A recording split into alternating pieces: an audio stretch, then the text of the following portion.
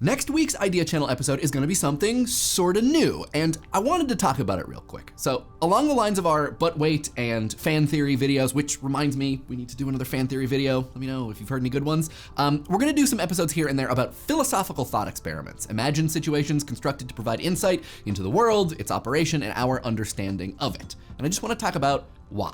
You're probably familiar with, experiments, testing a prediction or determining something about the world, whatever the world is. But not everything we want to test or experiment on is physically in the world, hence thought experiments. You can find thought experiments in all kinds of disciplines: math, economics, history, physics, and of course, philosophy. You may know Schrodinger's cat, Newton's cannonball, Mary's room. They're all influential because they caused practitioners to interrogate their reflexes, think through what's possible, likely, uncomfortable, contradictory, and so on. Physicist and philosopher Ernst Mach is widely credited with naming intellectually based narrative investigations thought experiments, though it does sound much cooler in German. Gedankenexperiment. His idea was, as the Stanford Encyclopedia of Philosophy puts it, to help overcome habits of thought that can inhibit scientific progress. Perhaps the most famous Gedankenexperimenter of the modern era was Einstein, who, when he was 16, imagined himself riding a beam of light, a thing that you can't actually do. But still, that thought experiment ended up unlocking the theory of relativity. To a certain degree, there is no science or knowledge, for that matter, without Gedankenexperiments. All understanding begins as hypothesis, a mental model of the possible or likely, a narrative in the mind imagining the materials of experimentation before, experimenting. The hallmarks of which are, ideally at least, measurability, repeatability, and verifiability. Many things resist measure or verification, though. Some math and physics, yeah, but also morality, ethics, being, knowing, that very fuzzy thing that is experience itself. Outside of empirical meat space, the thought experiment is the beginning and end of experimentation.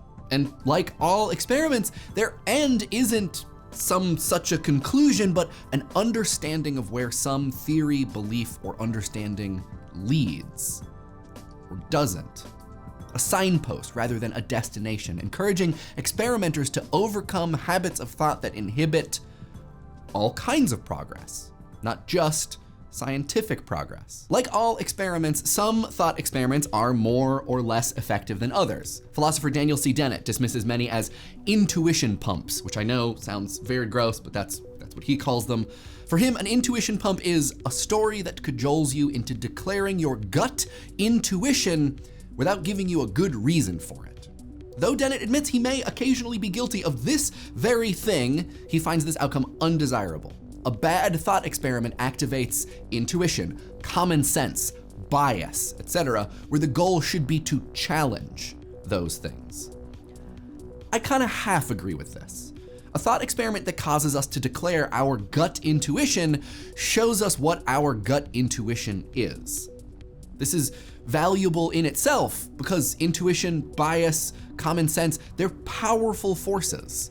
As long as you're being shown and not told what they are, it's enlightening. Only once we know our intuitions can we question them. So in a way, I think the first step to the best use of a philosophical thought experiment is to accept its premise, as uncritical as that may seem for a show that is critically minded. Just to see where it leads you, and then to question, as Dennett might, what response has been sought and why. To question if we've been experimented on, not been the ones doing the experimenting. A thought experiment is rarely perfect, but many are very powerful.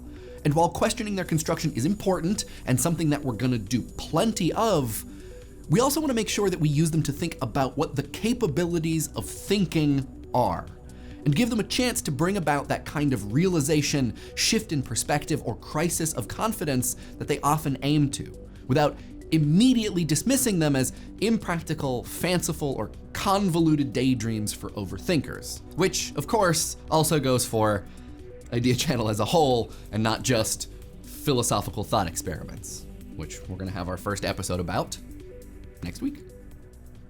See you there.